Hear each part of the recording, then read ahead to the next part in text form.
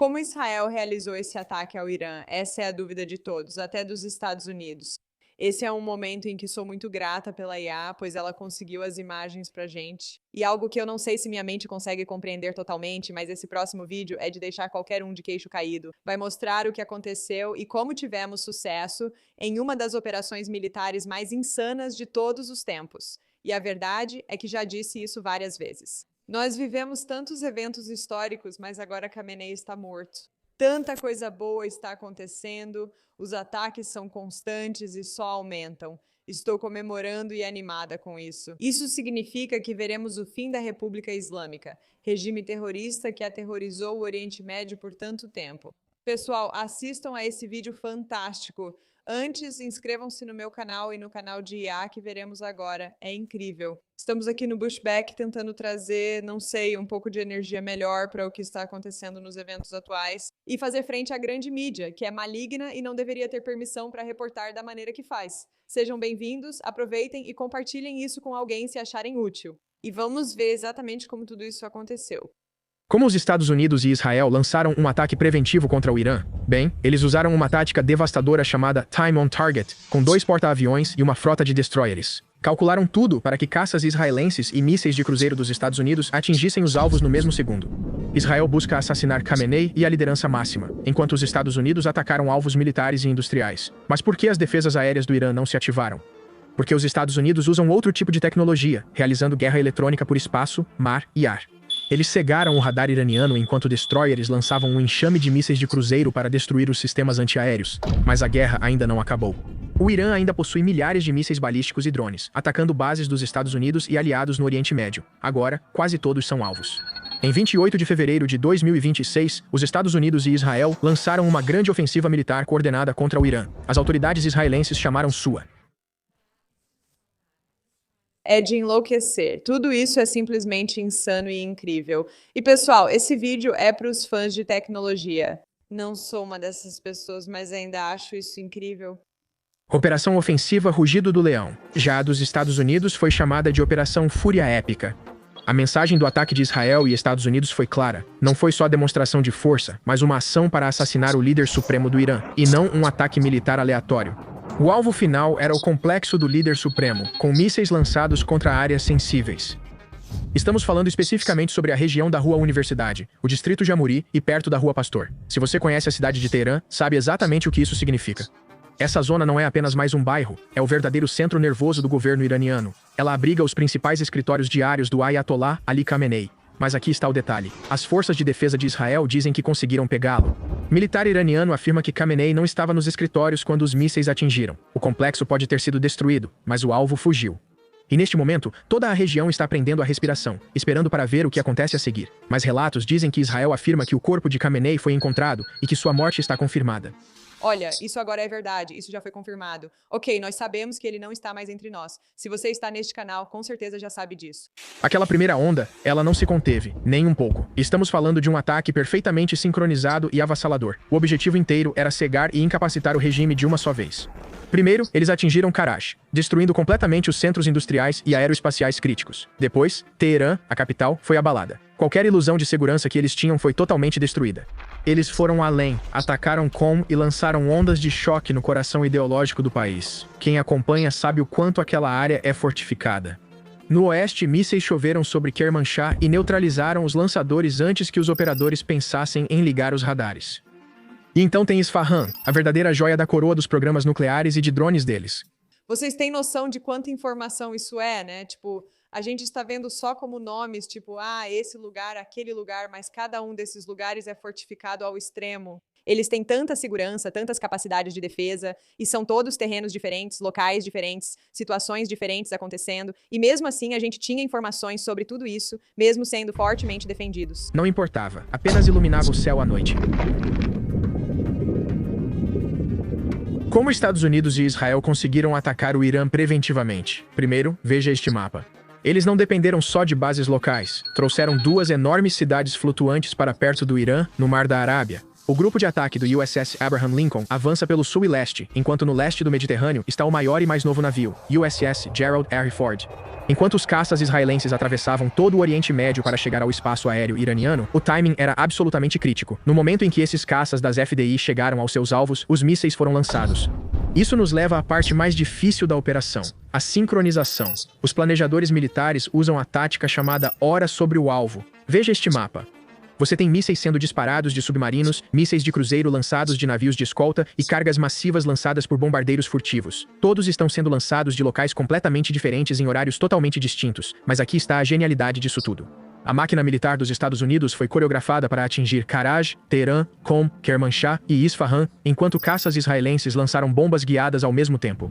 Isso foi planejado para causar um choque sistêmico total e colapsar o regime de uma vez. Quando as munições atingiram o alvo, foi puro choque e pavor. Mas por que as defesas aéreas iranianas falharam em ativar?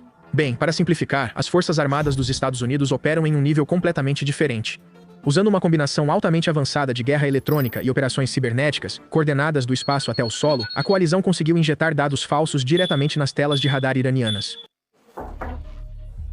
Isso é tão insano, eu acho isso. Eu simplesmente fico continuamente impressionada com o quão sofisticado e capaz é o nosso governo. O que nossas Forças Armadas conseguem fazer é impressionante. Tipo, você não acha que isso é incrível? Como é que temos essas habilidades, gente? Como? Ai, graças a Deus. Sistemas iranianos de defesa aérea avançados, como o Bavar e baterias russas, foram sobrecarregados por esse ataque eletrônico. Mas para caçá-los, os Estados Unidos criaram uma armadilha brilhante. Eles lançaram centenas de ABM-160 MAUDs, iscas aéreas em miniatura. Para um operador de radar iraniano em pânico, olhando para uma tela caótica, esses pequenos drones parecem exatamente como um enorme esquadrão de F-15 ou F-16 avançando em direção à capital. Com a porta escancarada, caças furtivos de quinta geração, incluindo tanto F-30 e 5 americanos quanto israelenses, além de possíveis F-20 e 2 Raptors, atravessaram o espaço aéreo completamente despercebidos. No final das contas, a rede de defesa aérea iraniana não foi apenas suprimida, ela foi completamente desmontada pelo menos por um período porque os iranianos realmente têm um grande poder de fogo. Teherã respondeu à Operação Promessa Verdadeira. Uma onda massiva de mísseis e drones acabou de atingir bases americanas em Israel. Veja as consequências. A base aérea Al-Dafra, nos Emirados Árabes, foi atingida, causando uma morte por estilhaços. No Bahrein, o quartel-general da 5ª Frota da Marinha dos Estados Unidos também foi alvo. Defesas aéreas do Catar neutralizaram mísseis, enquanto o Kuwait fechou seu espaço aéreo sob ataque intenso. Enquanto isso, sirenes estão tocando em todo o território de Israel, com enormes interceptações aéreas iluminando os céus sobre Tel Aviv e Jerusalém. Se você não quer que seu celular e seus e-mails sejam comprometidos desse jeito, você deveria usar essa VPN de nível militar. Analistas de defesa estimam que certos países, como Síria e Iraque, sejam usados para evitar defesas aéreas hostis.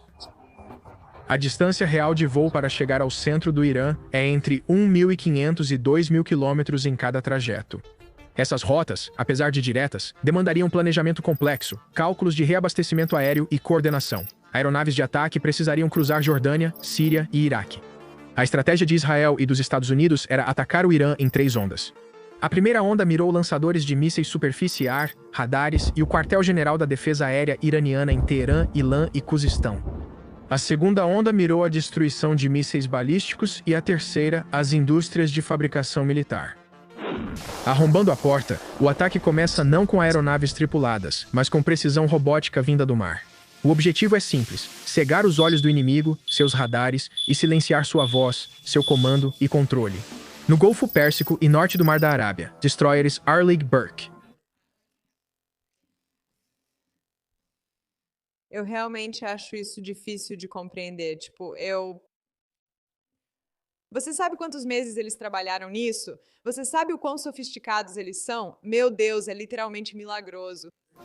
Navios como o USS Thomas Hutner recebem a ordem de lançamento, o sistema de lançamento vertical abre suas escotilhas. Momentos depois, dezenas de mísseis Tomahawk são lançados dos convéses, voando em velocidade subsônica e contornando o terreno em voo rente ao solo. Para permanecer abaixo do horizonte do radar, eles são programados para pairar e atacar simultaneamente. Suas ogivas atingem os radares S-300 e S-400 e os bunkers de comando. Eles degradam o sistema integrado de defesa aérea, criando corredores seguros para os pilotos logo atrás. 30 minutos após a hora H. Enquanto os Tomahawks ainda impactam, as balas de prata da Força Aérea dos Estados Unidos já estão no espaço aéreo hostil. Estes são os bombardeiros furtivos B-2 Spirit. Com a defesa aérea enfraquecida pelos mísseis Tomahawk, lançados de destroyers a centenas de milhas de distância, o caminho está livre. Agora vêm os alvos estratégicos, como bunkers nucleares, que podem ser bombardeados pelos B-2 Spirit à ponta da lança. Partindo de bases na Jordânia e nos Emirados Árabes Unidos, esquadrões de F-15 e Strike Eagle entram em ação no teatro de operações. Esses são os caminhões de bombas da operação. Cada F-15 está fortemente carregado com JDAMs e bombas de pequeno diâmetro. Curiosamente, ele pode carregar até 19 JDAMs ou 28 armas de pequeno diâmetro. Enquanto os B-2 atingem os bunkers profundos, os F-15 caçam os alvos móveis. Seus radares AESA vasculham o solo em busca de lançadores de mísseis balísticos ocultos nos vales. Em duplas, lançam bombas de precisão em comboios de mísseis, hangares e centros de comando secundários. Ficam Winchester, sem munição ou pouco combustível, mas ainda não voltam para casa. Eles se conectam ao tubo de reabastecimento que se acopla à escotilha de combustível de quase qualquer aeronave. Eles retornam às rotas de reabastecimento iniciais, recebem milhares de quilos de combustível no ar e partem para uma segunda missão. 2 horas após a hora H. Para manter a pressão, as bases aéreas flutuantes da Marinha dos Estados Unidos entram na luta. Navegando no Mar da Arábia, um grupo de ataque de porta-aviões vira contra o vento e, com vapor e catapultas eletromagnéticas, lança aeronaves a cada 30 segundos. FA-18, Super Hornets decolam carregando mísseis anti-radiação. A missão deles é a destruição às defesas aéreas inimigas. Eles caçam operadores de radar sobreviventes tolos o suficiente para ligar seus sistemas. Enquanto isso, os F-35 Lightning avançam para coletar informações e atacar alvos de alto risco que os caças mais antigos não conseguem alcançar. Orbitando. Muito atrás deles estão os E-2 de Hawkeye, os Maestros do Céu, gerenciando o enorme tráfego de centenas de caças americanos. Ao amanhecer, a primeira onda termina. Os olhos da defesa aérea inimiga foram cegados pelos Tomahawks.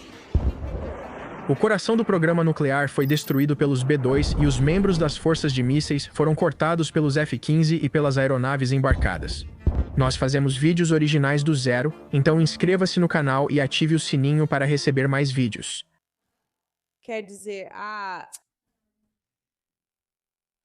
acho que a principal coisa que tenho a dizer depois de assistir isso é: simplesmente não mexam com Israel e os Estados Unidos. Gente, não mexam com a gente. Não vale a pena. Vocês nunca vão ganhar. Simplesmente nunca vão ganhar. Esse foi o Matt. Obrigada pela atenção de vocês sobre esse assunto.